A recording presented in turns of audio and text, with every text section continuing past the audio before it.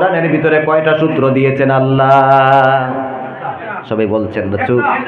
একটা সূত্র দিয়েছেন। কতটুকুর ভিতরে? 30 পারা কোরআন শরীফের ভিতরে একটা মাত্র সূত্র। এই সূত্রটা আমি শফিকুর রহমান বলছি, 30 পারা কোরআন শরীফের ভিতরে একটা মাত্র সূত্র যদি কোনো মানুষ সে তার বাস্তব জীবনে লালন করে পালন করে সে মতো যদি চলে, তাহলে ওই মানুষটা একজন আদর্শ শিক্ষক এবং আদর্শ ছাত্র হয়ে ইসলামের কাজ, দেশের কাজ, দুনিয়ার কাজ, সমাজের কাজ করবে। বলেন সুবহানাল্লাহ। মাত্র একটা সূত্র যদি আমরা আমাদের বাস্তব জীবনে, ভাইয়েরা পিছনে লোক জায়গা হইতেছেন না, দয়া করে আপনারা একটু সামনে অগ্রসর হয়ে যান। দয়া করে ভাই, অনেক মানুষ দাঁড়িয়ে আছেন পিছনে, দয়া করে ভাই, এরা সবাই তো কোরআন শোনার জন্য, দিন শোনার জন্য এসেছেন, দয়া করে সামনে একটু অগ্রসর হয়ে যান।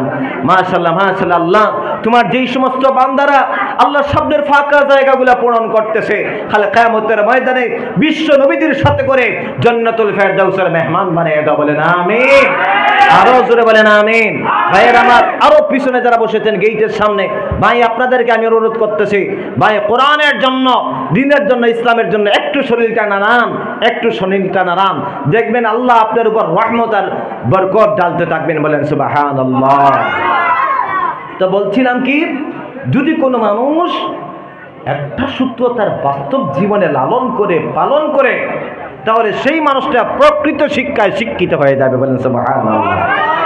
আমরা প্রকৃত শিক্ষায় শিক্ষিত হতে চাই কি চাই না? আমরা যদি প্রকৃত শিক্ষায় যদি শিক্ষিত হতে চাই, প্রকৃত আদর্শে আদর্শান্বিত যদি হতে চাই, প্রকৃত মানুষ হিসেবে মানুষ যদি আমরা নিজেকে তৈরি করতে চাই, তাহলে আমাদের একটা সূত্রকে মানতে হবে। সেই সূত্রটা রব্বুল আলামিন কোরআন শরীফের মধ্যে বলছেন, ইয়া আইয়ুহাল্লাযীনা আমানু আতিউল্লাহ ওয়া আতিউর রাসূল ওয়া উলিল আমরি মিনকুম। রব্বুল আলামিন একটা সূত্র বলে দিলেন, ইয়া আইয়ুহাল্লাযীনা আমানু, ও দুনিয়ার ঈমানদাররা, আতিউল্লাহ, আল্লাহ তাআলাকে অনুসরণ করো, ওয়া আতিউর রাসূল, আল্লাহ রাসূলকে অনুসরণ করো, ওয়া উলিল আমরি মিনকুম, আর তোমাদের মধ্যে যারা শরীয়তের আমির হবে, আমিরের শরীয়ত হবে, ওয়ারাসাতুল আম্বিয়া, তাদেরকে অনুসরণ করো। কয়টা সূত্র? একটা সূত্রের মধ্যে কথা আছে কয়টা? তিনটা শব্দ। একটা হচ্ছে কি, আল্লাহকে অনুসরণ করার কথা বলছেন আল্লাহ, 2 নম্বরে আল্লাহ রসুলকে অনুসরণ করার কথা, আর 3 নম্বরে ওয়ারাসাতুল আম্বিয়া যারা রয়েছেন তাদেরকে অনুসরণ করার কথা বলছেন কে? আর আস্তে বলছেন কে? আল্লাহ। আমরা আল্লাহকে অনুসরণ করি, আল্লাহর কথা মতো চলি, আল্লাহ রসুলকে আদর্শ হিসাবে সে মতো চলার চেষ্টা করি না। বলবেন হুজুর আমরা তো চলি। আরে ভাই, জীবনের আংশিক ব্যাপারে আমরা দিনকে মানলাম, শরীয়ত মানলাম, আল্লাহ রসুলের কথা মতো চললাম, আর বাদ বাকি সময় দুনিয়াবি সিস্টেমে যদি আমরা চলি, তাহলে আল্লাহ রসুলকে কেমনে অনুসরণ করা হবে? আজকের যুগের মুসলমান আমরা, হে মুসলমানের যুবক কান খুলে শুনে রাখেন, বর্তমান সময়ে মানুষেরা আমাদের মতো আলিম যাদেরকে পায় তাদেরকে শুধু ব্যবহার করে অনুসরণ করাই করে না। অনুসরণ করা এক জিনিস, আর ব্যবহার করা আরেক জিনিস। শুধু ব্যবহার করে, কেমনে? ইমামতির কাজে হুজুরকে ব্যবহার করে, খতমের জন্য হুজুরকে ব্যবহার করে, বাড়িতে নিমন্ত্রণ খাওয়ায়, দোয়ার জন্য হুজুরদেরকে ব্যবহার করে, বিবাহের সময় নিকাহের জন্য হুজুরদেরকে ব্যবহার করে। এটা ব্যবহার করা, অনুসরণ করা নয়। অনুসরণ করা যদি হইতো, তাহলে আজকের যুগের মুসলমান যেইভাবে সাহাবারা বিশ্ব নবীদের কাছ থেকে দিন শিখেছেন, বিশ্ব নবীদের সাথে দিন থেকে শুরু করে রাত পর্যন্ত দিনের জন্য, ইসলামের জন্য সময় কাটাচ্ছেন এবং কাটিয়েছেন এবং শরীয়ত শিখেছেন, আজকের যুগের প্রতিজন মানুষ কি করতেন? আলিম ওলামাদের কাছে যাইতেন, হোক সে আমার ভাতিজা, হোক সে আমার সন্তান, হোক সে আমার পাশের বাড়ির মানুষ, যেই হোক না কেন, তার কাছ থেকে 1-2 করে আল্লাহর দ্বীন শিখত এবং রাসূলুল্লাহ সাল্লাল্লাহু আলাইহি সাল্লাম সাহাবায়ে কেরাম কেমনে চলেছেন তা জেনে জেনে নিজের জীবন সেইভাবে গঠন করত। কথা বলেন ঠিক না বেটি? কিন্তু আমরা চলি না, আমরা শুধু তাদেরকে ব্যবহার করি, তাদেরকে নিজের কাছে ব্যবহার করি, অনুসরণ করি না। বন্ধু আমার, আমরা তো অনুসরণ করি কাদেরকে? সিনেমার স্টারকে। আমরা অনুসরণ করি কাদেরকে? খেলার স্টারগুলোকে। আমি আমার গ্রামে গতকালকে বলেছিলাম আরেকটা হইস সে জায়গার মাহফিলে, আমি আমার গ্রামের একটা ছেলে যুবক মানুষ, হঠাৎ করে দেখি তার শরীরের মধ্যে, তার মুখের মধ্যে দাড়ি। মনে মনে ভাবলাম, আহারে, ও তো দেখা যায় পরিবর্তন হয়ে যাচ্ছে, ও তো পরিবর্তন হয়ে যাচ্ছে। ওমা, কয়েকদিন পরে দেখি না, এটা আজকের কথা নয়, অনেকদিন আগের কথা, আরও দেখি যুবকরা এইভাবে দাড়ি রাখতেছে, এবং দাড়িটা ঠিক এইভাবে লম্বা নয়, কিন্তু লম্বা নয়, কিন্তু ছোট করে। তো মনে মনে আমি আমার এক পাশের একজনকে জিজ্ঞাসা করলাম, এরা দেখি সবাই দাঁড়িয়ে রাখা শুরু করে দিয়েছে, দেখছেন ইনশাল্লাহ আমাদের গ্রামের ছেলেরা পরিবর্তন হয়ে যাচ্ছে, আমাদের গ্রামের ছেলেরা পরিবর্তন হয়ে যাচ্ছে। তখন আমার সেই হুজুর আমাকে বললেন, তুমি তো আসো সড়কতে, দুনিয়ার খবর তো তুমি রাখো না। বলে কেন? বলে এরা যে দাড়ি রাখতেছে, এরা কিন্তু এরা যে দাড়ি রাখেছে, এরা তো আপনার রাসূলুল্লাহ সাল্লামকে সুন্নত হিসেবে তারা দাড়ি রাখতেছে না, এরা তো এই যে আপনার কি বিরাট কোহলি নাকি খেলার স্টার কে জানি আছে, ওর দাড়ি রেখে তারাও দাড়ি রাখছে। এখন কোন তো দেখি সে অনুসরণ করেছে কাকে? জুড়ে বলেন, তার আইডিওলজিকে, বিরাট কোহলি। তার নিয়তের মধ্যে গন্ডগোল আছে না নাই? বন্ধুগণ আমার, রবীন্দ্রনাথ ঠাকুর দাঁড়িয়ে রেখেছিলেন নাভি পর্যন্ত। একজন মানুষ রবীন্দ্রনাথ ঠাকুরকে দেখে যদি সে মতো যদি দাঁড়িয়ে রাখে, ওর নিয়তের মধ্যে গন্ডগোল আছে না নাই? ওই দাঁড়িয়ে রেখে যদি সে মারা যায়, তার কি সুন্নত রাখা হলো? তার নিয়ত সর্বপ্রথম ঠিক করতে হবে। ইন্নামাল আমালু বিন্নিয়াত, নিয়তটাকে ঠিক করতে হবে। এই কারণে বন্ধুবর আমার, আমি বলতে চাই সে কথা, আজকের যুগের মানুষ আমরা শুধু হুজুরদেরকে ব্যবহার করি, অনুসরণ করি না, শরীয়তকে নিজের কাজে ব্যবহার করি, অনুসরণ করি না। যখন প্রয়োজন তখন শরীয়তকে আমরা ব্যবহার করি। যদি অনুসরণ করতাম তাহলে ঘুম থেকে ওঠা থেকে শুরু করে ঘুমানো পর্যন্ত সর্বাবস্থায় আমরা শরীয়তের কথা মতো চলতাম। আজকে মুসলমানদের শরীয়ত এক জায়গায় আর মুসলমান আছে আরেক জায়গায়।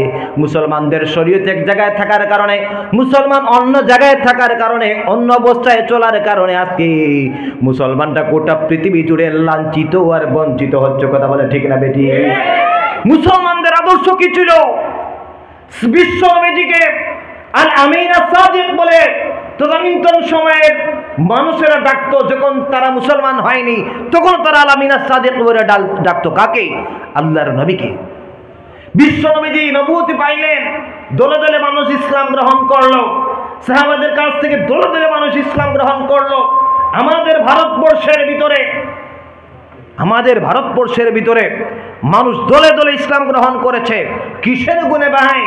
শুধুমাত্র মুসলমানদের আদর্শ গুণে, চরিত্র গুণে, মুসলমানদের ব্যবহারে মুগ্ধ হয়ে দলে দলে মানুষ ইসলাম গ্রহণ করেছে। এটা আমি আজকের কথা বলছি না। এই ভারতবর্ষে মুসলমানদের ফতুয়ার মাধ্যমে, নামাজের মাধ্যমে, রোজার মাধ্যমে, যাকাতের মাধ্যমে ভারতবর্ষে ইসলাম ফয়লা নাই। ইসলাম এই পৃথিবীতে, এই ভারতে এসেছে শুধুমাত্র ব্যবহার গুণে, আদর্শ গুণে। বলেন না সুবহানাল্লাহ। আর আজকে সেই পৃথিবীর মধ্যে আমরা মুসলমান জাত, আমরা আজকে লাঞ্ছিত হচ্ছি, বঞ্চিত হচ্ছি। সমস্ত পৃথিবীর খারাপ অপবাদগুলো আমরা বহন করে চলতেছি। কথা বলেন ঠিক না বেটি? সমস্ত যত খারাপ অপবাদ রয়েছে এই পৃথিবীর, জঙ্গিবাদ থেকে শুরু করে যত ধরনের কালচারাল গুলা, সমস্তগুলা ইসলাম সমর্থন করে নাই। কিন্তু আজকে আমাদের চাল চলনের কারণে আমরা ওইগুলাকে বহন করে আমাদের চলতে হয়। কেন?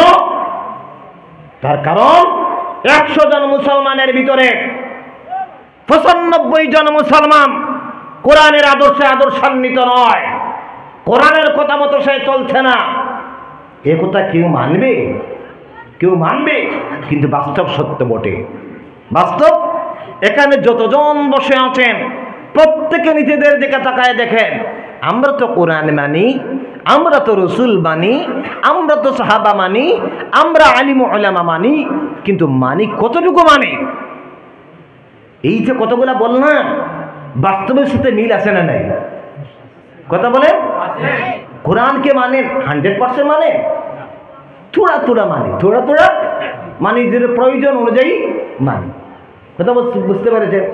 মানে হুজুরদেরকে মানে প্রয়োজন মতো মানে অনুসরণ করেন 100% জীবন ব্যবস্থা সাজাইবার চেষ্টা করেন ব্যক্তিক সামাজিক পারিবারিক জীবন না করি না। কেন করি না? কারণ দুনিয়ার আধুনিকতার ছোঁয়ায় পড়ে, দুনিয়ার আধুনিকতার ছোঁয়ায় পড়ে। আজকে দুনিয়ার আধুনিকতা কেমনে? আমার ব্যক্তিক জীবন, সামাজিক জীবন, পারিবারিক জীবন সমস্ত কিছু আজকে দুনিয়ার আধুনিকতা দিয়ে আমরা পরিবর্তন করার চেষ্টা করি। বন্ধুগণ আমার, একটা উদাহরণ না দিলে বুঝবেন না। কি উদাহরণ? পাশের বাড়িতে আগুন লেগেছে, মুরব্বী বাজার থেকে হুজুর মানুষ আসতেছিলেন, তার কানে একটা আওয়াজ আসলো, আমার বাড়িতে আগুন লেগেছে, তোমরা যার কাছে যা আছে তা দিয়ে আমার বাড়ির আগুনটা নিবাও। মুরব্বী হাঁটতে পারছেন না ঠিক করে, যে মাত্র আওয়াজ শুনেছেন আমার বাড়িতে আগুন লেগেছে, পাশের বাড়ির মানুষ চিল্লাচ্ছে, কি করবেন স্থির করতে পারছেন না। বাজার থেকে কেরোসিন কিনে এনেছিলেন বাড়ির জন্য, দৌড় দিলেন, বিসমিল্লাহ বলে আগুনের উপর কেরোসিনের ডিম আপনার দামটা ঢেলে দিলেন। আগুন কমবে না বাড়বে? কথা বলেন। যুবক মানুষ আপনি গিয়েছিলেন রাতাবাড়ি পেট্রোল পাম্পে, পেট্রোল পাম্প থেকে 5 লিটার পেট্রোল কিনে এনেছেন স্টক করার জন্য। যেই মাত্র আওয়াজ শুনেছেন আমার বাড়িতে আগুন লেগেছে, তোমরা যার কাছে যা আছে তা দিয়ে আমার বাড়ির আগুনটা নিবাও। কি করবে? যুবক ভাই স্থির করতে পারে নাই, দৌড় দিয়েছে, বিসমিল্লাহ বলে পেট্রোলের দাম ঢেলে দিয়েছে। আগুনের উপর কমবে কি বাড়বে? বন্ধুগণ আমার ভালো করে শুনুন, আগুন লিবার জন্য যেমন, আগুন লিবানোর জন্য যেমন পেট্রোল কেরোসিন উপযুক্ত নয়, জল প্রয়োজন, ঠিক তেমনি ভাবে আপনার ব্যক্তিক জীবনে, সামাজিক জীবনে, পারিবারিক জীবনে যতগুলো অশান্তি রয়েছে, অপসংস্কৃতি রয়েছে, অপকালচার রয়েছে, ওইগুলা দুনিয়ার আধুনিকতা দিয়ে মোচন করতে পারবেন না। ওইগুলা মোচন করার জন্য একমাত্র প্রয়োজন শুধুমাত্র আল্লাহর কোরআন, নবীজির দ্বীন আর হিন্দু ভাইদের জন্য তাদের ধর্ম, তাদের ধর্ম, প্রত্যেকের জন্য যার যার ধর্ম। ধর্মই একমাত্র মানুষকে মানুষ হিসাবে গঠন করতে পারে। আজকে দেখেন পত্রিকা খুললে, মিডিয়া খুললে, ফেসবুক খুললে ধর্ষণ, লুণ্ঠন, অসামাজিক কত কার্যকলাপ আছে না নাই? নেশা আজকে সমস্ত পৃথিবীকে গ্রাস করে ফেলেছে নেশার মাধ্যমে। আজকে যুবক শেষ হয়ে যাচ্ছে, মায়ের মেয়েরা নিরাপত্তাহীন ভাবে তারা সফর করে রাস্তায়, ট্রেনে, গাড়িতে। কথা বলে ঠিক না বেঠিক? কেন মুসলমান কত আধুনিক আমরা হয়ে যাচ্ছি। আজকে দুনিয়া তো আধুনিক হচ্ছে, আসমানেও এরোপ্লেন চলে, পাইলট লাগে না, পাইলট বিহীন এরোপ্লেন চালাতে পারে। কথা বলেন ঠিক না বেঠিক? কিন্তু এরপরেও সমাজ থেকে এই অপকালচার গুলা কেন মোচন করা যাচ্ছে না? তাকায়ে দেখেন, তাকায়ে দেখেন, বড় বড় হসপিটালের পাশে দেখা যায় কন্যা ভ্রূণ হত্যা করা হয়েছে। কেন? আধুনিক মানুষ হচ্ছে, এরপরও কন্যা ভ্রূণ হত্যা বন্ধ করা যাচ্ছে না। কেন যাচ্ছে না? দেখা যায় আমাদের শ্রদ্ধেয় প্রধানমন্ত্রীজি, আমাদের শ্রদ্ধেয় প্রধানমন্ত্রীজি এই দেশকে উন্নত দেশ হিসাবে গঠন করার জন্য দিন রাত পরিশ্রম করে যাচ্ছেন, দেশের জন্য প্রতিনিয়ত কাজ করে যাচ্ছেন, ডিজিটাল ইন্ডিয়া বানানোর জন্য, ডিজিটাল ওয়ার্ল্ডের মধ্যে যেন ভারতবর্ষের সুনাম রক্ষা হয় এর জন্য কাজ করে যাচ্ছেন। কথা বলেন ঠিক না বেঠিক? বন্ধুগণ আমার, সেই প্রধানমন্ত্রী একদিকে ডিজিটাল ইন্ডিয়া বানাচ্ছেন, আর অপরদিকে নীরব মোদীর মতো মানুষ লক্ষ কোটি কোটি টাকা আত্মসাৎ করে, 1000 কোটি টাকা আপনার আত্মসাৎ করে বিদেশ পালিয়ে যায়। কথা বলেন ঠিক না বেঠিক? এত ডিজিটাল নিয়ম চালু হওয়ার পরেও তাকে লুণ্ঠন থেকে বাঁচাতে পারে নাই আমাদের ভারতবর্ষের সম্পদকে। কেন? কারণ নীরব মোদী স্বামী বিবেকানন্দের মতো মানুষ নয়। বুঝতে পারছেন? স্বামী বিবেকানন্দ হলেন একজন ধর্মীয় মানুষ, ঈশ্বরচন্দ্র বিদ্যাসাগর ধার্মিক মানুষ, রবীন্দ্রনাথ ঠাকুর ধার্মিক মানুষ ছিলেন, স্বামী নিত্যানন্দ ধার্মিক মানুষ ছিলেন, রাজা রামমোহন রায় ধার্মিক মানুষ ছিলেন, মৌলানা আবুল কালাম আজাদ শিক্ষামন্ত্রী, এরা ধার্মিক মানুষ ছিলেন। এদের কাছে সমস্ত ভারতবর্ষের সম্পদ অক্ষত ছিল, এদের কাছে ভারতবর্ষের সম্পদ অক্ষত ছিল, তাদের কাছে কোনো ডিজিটালের প্রয়োজন হয় নাই। এমনিতেই সম্পদ আপনার কি ছিল? আমানত হিসেবে ছিল। আজ তাকায় দেখেন কত ডিজিটাল সিস্টেম চালু হওয়ার পরেও তাকে লুণ্ঠন থেকে বাঁচাতে পারা গেল না। কেন? কারণ সে ধার্মিক নয়। ধার্মিক যখন মানুষ হবে তখন সে অবশ্যই সৎ হয়ে যাবে, তার মধ্যে মহব্বত পয়দা হবে। সে প্রত্যেক ধর্মের মানুষকে কি করবে? মহব্বত করবে। সে প্রত্যেক বর্ণের মানুষকে মহব্বত করবে। ভ্রাতৃত্ববোধ তার অন্তরের মধ্যে চলে আসবে যখন সে ধার্মিক হবে। কথা বলেন ঠিক না? আজকে আমরা প্রত্যেক মানুষ ধর্মের কথা বলি ঠিক, কিন্তু 100% আমাদের মধ্যে ধর্ম নাই। এটা শুধু মুখের মধ্যে, অন্তরের মধ্যে আমরা লালন করি না। সম্মানিত হাজিরিন, কথায় কথা চলে যায় অন্যদিকে। বলতেছিলাম সেই কথা, বিশ্বনবীজি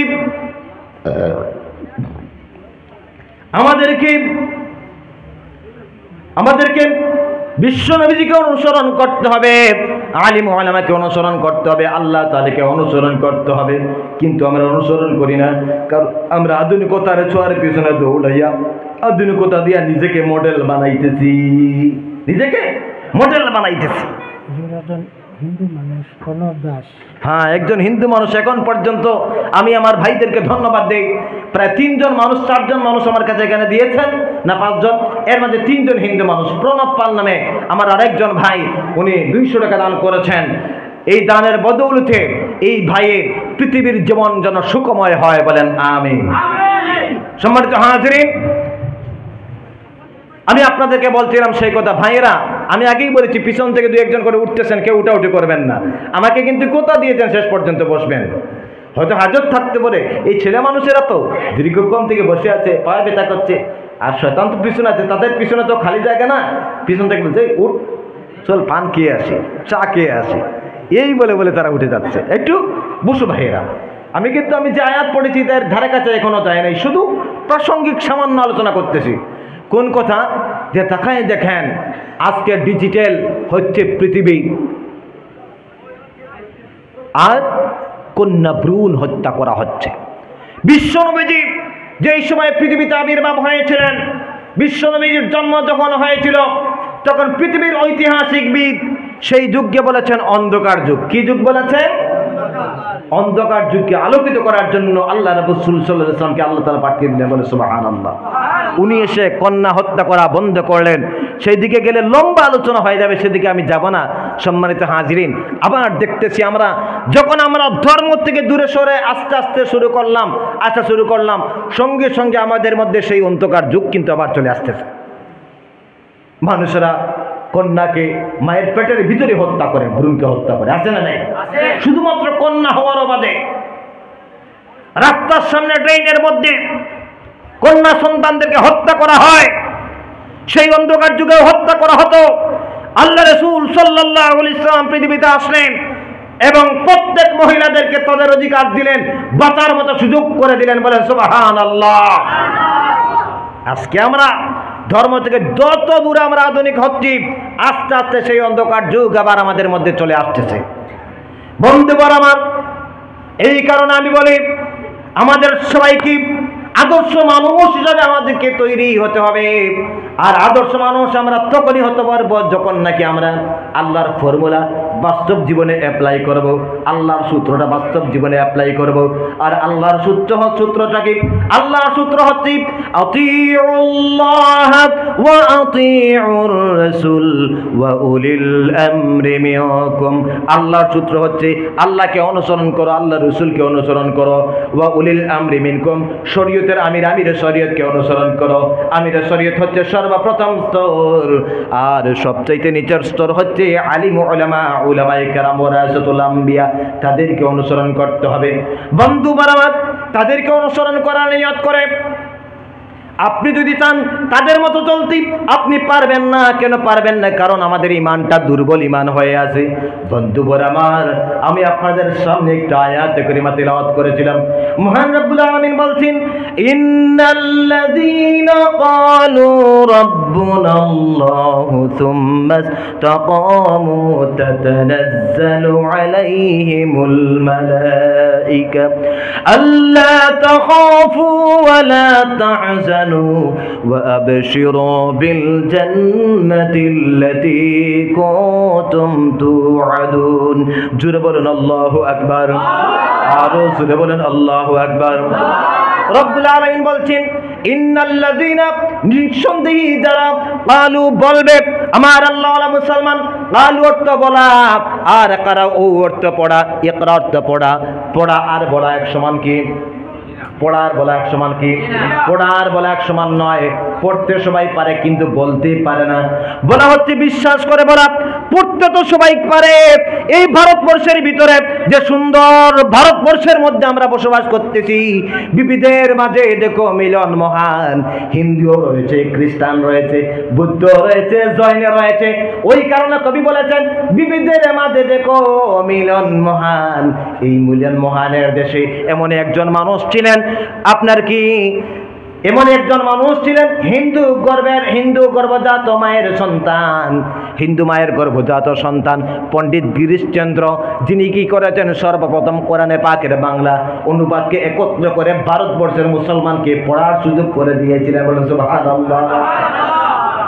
কোন ভারতবর্ষের মধ্যে আমরা আছি যে ভারতবর্ষের মধ্যে বিভিন্ন ধর্মের মানুষের বসবাস?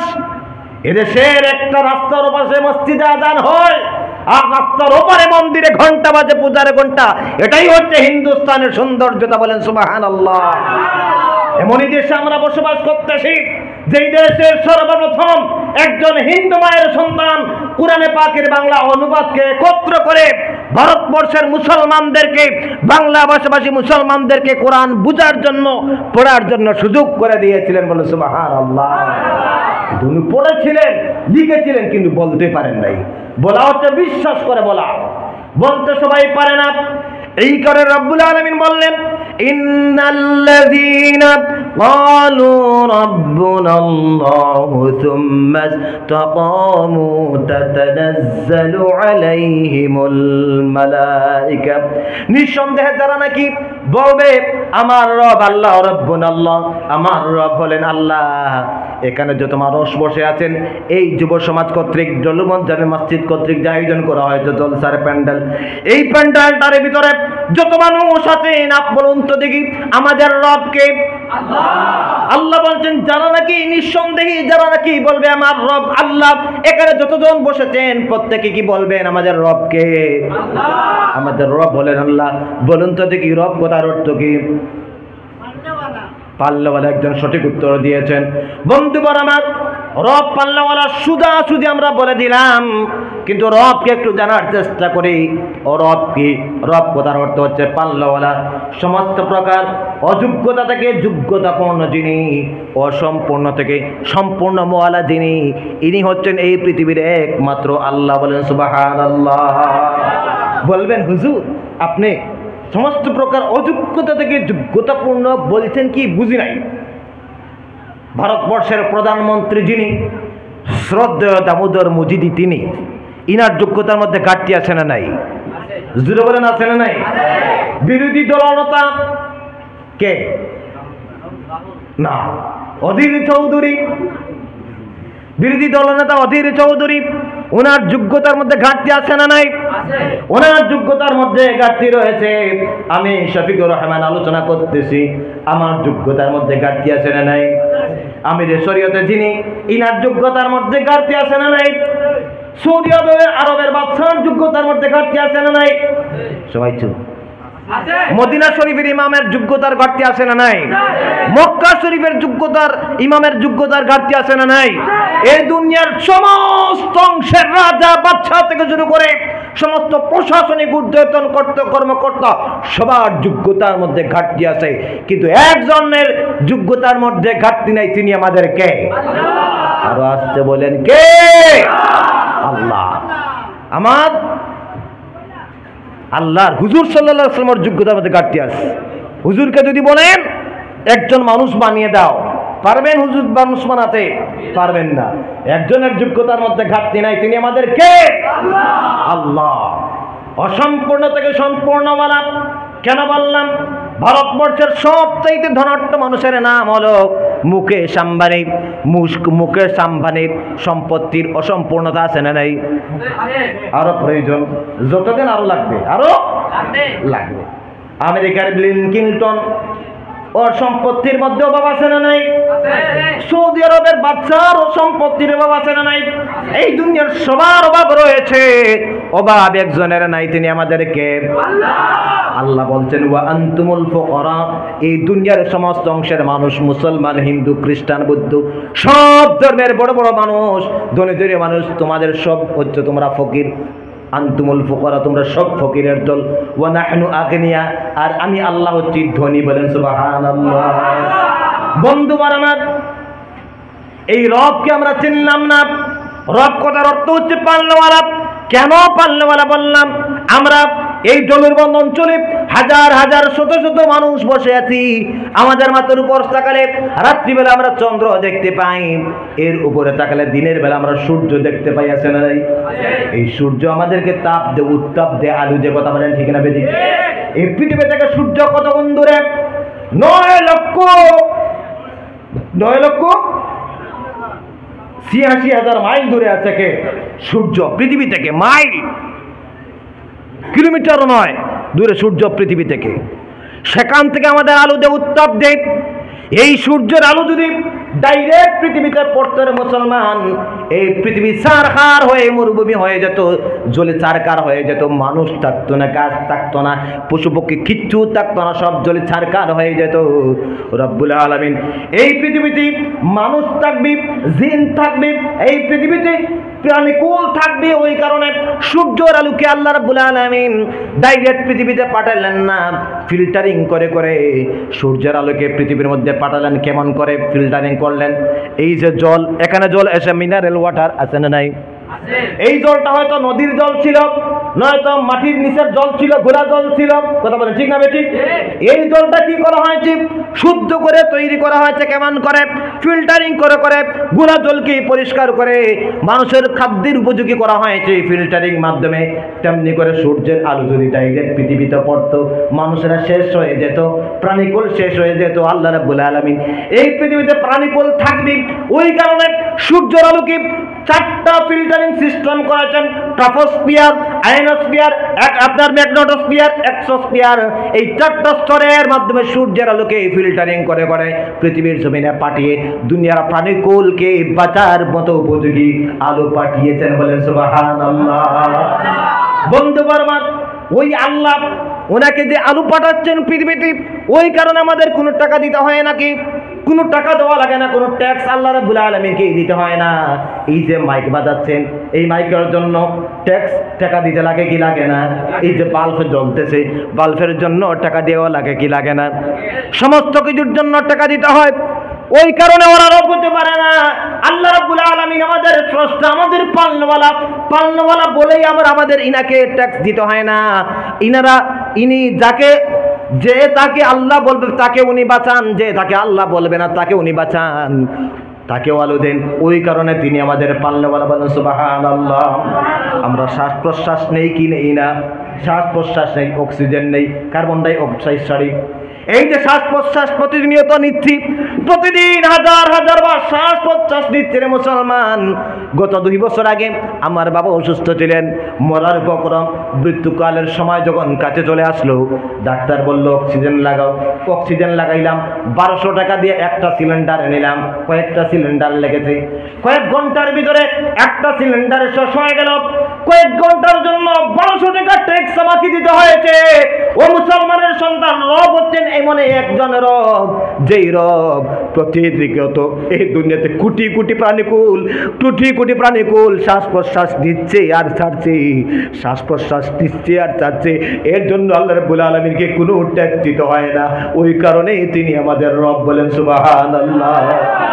বন্ধুগণ আমার, সেই রবকে আমাদের পালনেওয়ালা যে আল্লাহ, ওই কথা আমরা চিনলাম না বলে আজকে বস্তুর প্রতি আমাদের ইয়াকিন, আজকে চাকরির প্রতি আমাদের ইয়াকিন, আমাদের ইয়াকিন আজকে দুর্বল রে মুসলমান। যদি এখানে প্রশ্ন করা হয় আমাদের যে পালনেওয়ালা আল্লাহ, আমাদের পালনেওয়ালা উনি তোমাদের খাবান, আপনারা কি বলবেন? হ্যাঁ, উনি খাবান। আমাদের খাওয়ানোওয়ালা জাতকে আস্তে বলে দূর হয়ে যাচ্ছে। পালনেওয়ালা জাতকে, খাওয়ানোওয়ালা জাতকে, হায়াত দেনওয়ালা জাত কে, মউত দেনওয়ালা জাত কে, বিমার দেনওয়ালা জাত কে, আর বিমার কমানোওয়ালা জাত কে। সমস্ত কিছুর মালিক হচ্ছেন আল্লাহ। ওই কথা মুখ থেকে আমি বলছি, ভালো করে শোনো যুবক ভাই। আজকে আমাদের মন মেন্টালিটি কোন জায়গায় চলে গেছে একটু গবেষণা করি। আমরা মুখ দিয়ে বলতেছি হায়াতের মালিক আল্লাহ, মউতের মালিক আল্লাহ, ওই কথা কিন্তু মুখ দিয়ে আমরা বলতেছি। কিন্তু আমি যদি বলি বাবাজি ওই কারেন্টের মধ্যে হাত দিলে মানুষ বাঁচবে কি মরবে, বাবাজি বলবেন, আপনি কি বলবেন? কারেন্টের মধ্যে হাত দিলে মানুষ মারা যায়, কথা বলেন ঠিক না বেঠিক? আমি যদি বলি মুরব্বী হুজুর, সভাপতি হুজুর, ওই কারেন্টের মধ্যে হাত দেন, আমি ওদিক দিয়ে টানবো আর উনি ওদিক দিয়ে টানবেন, কথা বলে ঠিক না বেঠিক? কেন? কারেন্টের মধ্যে হাত দিলে মানুষ মরে যাবে। বাবারে আমি দিতাম না, আমার মারতে লাগছো নি তুমি, কথা কেন না ঠিক না বেঠিক? বন্ধুবর আমার দৃশ্যমান দেখতেছি কারেন্টের মধ্যে হাত দিলে মানুষ মারা যায়, ওটা দৃশ্যমান থাকার কারণে অদৃশ্যমান আল্লাহই মারনেওয়ালা, ওইটার প্রতি একদিন দুর্বল হয়ে গেছে মানুষের, কথা বলে ঠিক না বেঠিক?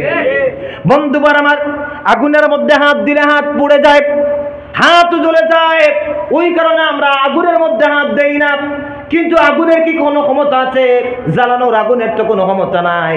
আগুন কার হুকুমের মুহতাজ? আগুন আল্লাহর হুকুমের মুহতাজ। ইব্রাহিম আলাইহিস সালামকে আগুনের মধ্যে নিক্ষেপ করা হলো, সেই আগুনটা ফুলের বাগিচায় পরিণত হয়েছিল কার হুকুমে? আল্লাহর হুকুমে ফুলের বাগিচায় পরিণত হয়ে গেল যেই আগুন, সেই আগুনও বর্তমান এই দুনিয়াতে রয়েছে মুসলমান। কিন্তু আমরা হাত দেই না, আমাদের অন্তর দুর্বল, মন দুর্বল। দেখতেছি আগুনের মধ্যে হাত দিলে হাত পড়ে যায়, দৃশ্যমান থাকার কারণে আল্লাহই মারনেওয়ালা, ওইটার প্রতি একদিন দুর্বল হয়ে গেছে, কথা বলেন ঠিক না বেঠিক? বন্ধুগণ আমার, আজ থেকে শুরু করে মাত্র 2-3 বছর আগে তুরস্কের মধ্যে একটা ভূমিকম্প এসেছিল, জালজালা এসেছিল, হাজার হাজার মানুষ ধ্বংসস্তূপের নিচে মারা পড়ে গেলেন। মারা পড়লেন কি পড়লেন না? ওই সময় আমরা খবরের মধ্যে দেখলাম 7 দিন পর ধ্বংসস্তূপের নিচে থেকে একটা ছোট্ট শিশুকে জীবিত উদ্ধার করা হয়েছে, কথা বলেন ঠিক না বেঠিক? বন্ধুরা আমার কিভাবে উদ্ধার হলো? ধ্বংসস্তূপের নিচে ছোট্ট কচি শিশুটা কেমনে বেঁচে গেল? কোন আল্লাহ তাকে বাঁচালেন? আমাদের তো সেই আল্লাহ এখনো আছে না নাই? যে আল্লাহ ধ্বংসস্তূপের নিচে অক্সিজেন যোগান দিয়া বাঁচাইয়া রাখতে পারেন, যিনি, তিনি আমাদেরকে আল্লাহ পালনেওয়ালা, তিনি আমাদেরকে পালনেওয়ালা। আটলান্টিক মহাসাগরের মধ্যে তিমি মাছ থাকে, প্রতিদিন টন টন খাদ্যের প্রয়োজন হয়। সকালবেলা খালি পেটে ওই তিমি মাছটা বের হয়ে যায় খাদ্যের সন্ধানে, বিকালবেলা টন টন খাদ্য হওয়াইয়া তিমি মাছে তার গন্তব্যস্থলে পৌঁছাইয়া দেন, যিনি, তিনি আমাদেরকে সেই আল্লাহ এখন আছে না নাই? জোরে বলেন আছে না নাই? শুধু আমাদের মন দুর্বল, আমাদের ইয়াকিন দুর্বল।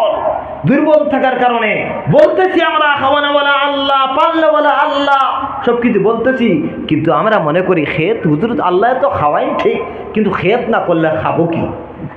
আল্লাহ তো খাওয়াই ঠিক, চাকরি না করলে খাবো কি? আল্লাহ তো খাওয়াই ঠিক, ব্যবসা না করলে খাবো কি?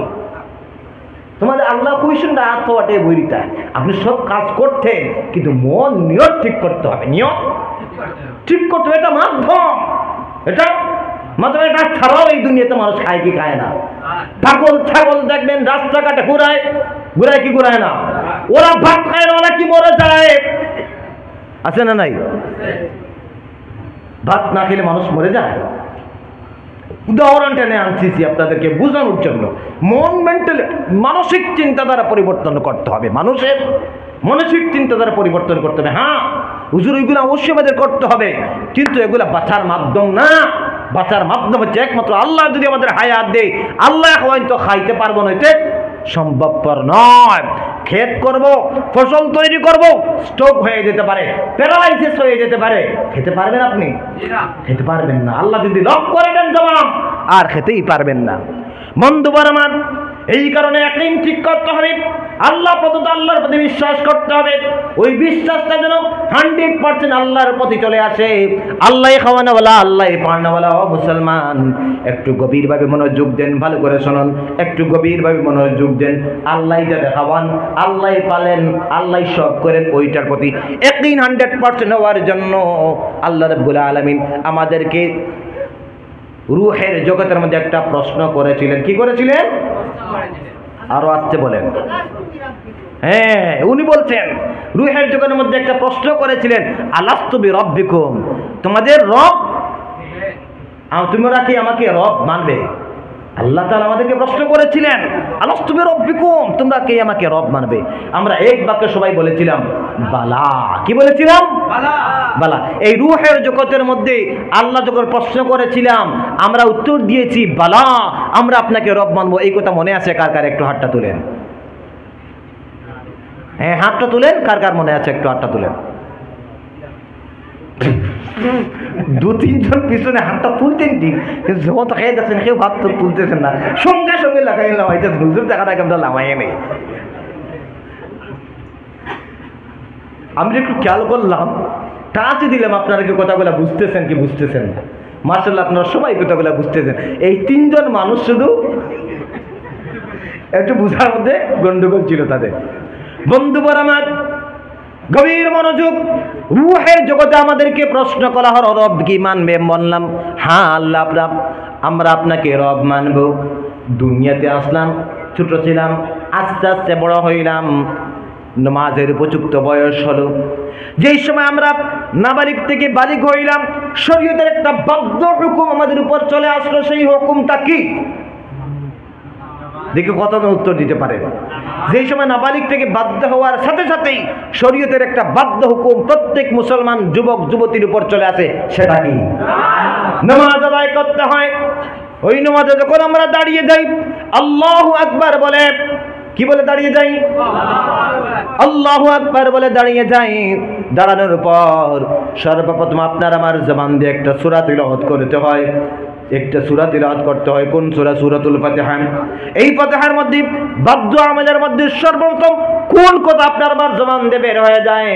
আলহামদুলিল্লাহি রাব্বিল আলামিন। কার প্রশংসা করলাম? রবের প্রশংসা করলাম। খালিক কি আল্লাহ নয়?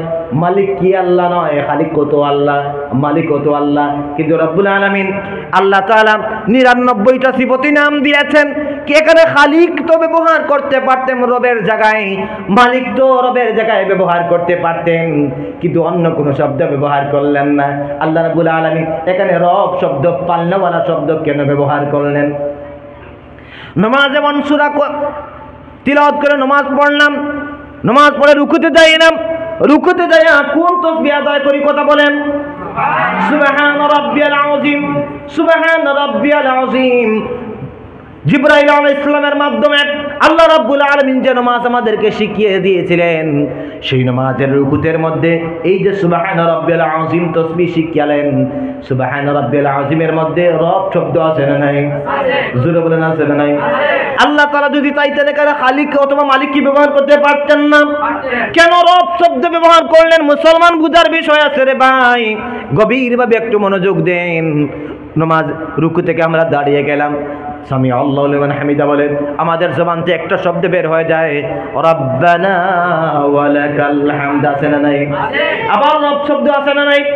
আবার যখন সিজদায় চলে যাই, আল্লাহু আকবার বলে সিজদায় যাওয়ার পর আরেকবার তাসবিহ বলি, সুবহান রাব্বিয়াল আ'লা। সেখানেও রব শব্দ আছে না নাই? এখানে খালিক মালিক তো ব্যবহার করা হয় নাই, শুধুমাত্র সুবহান রাব্বিয়াল আ'লা।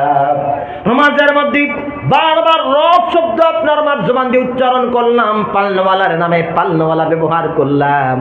নামাজ থেকে যখন ফারিগ হইলাম, আসসালামু আলাইকুম ওয়া রাহমাতুল্লাহ বলে, আসসালামু আলাইকুম ওয়া রাহমাতুল্লাহ বলে নামাজ থেকে ফারিগ হইলাম।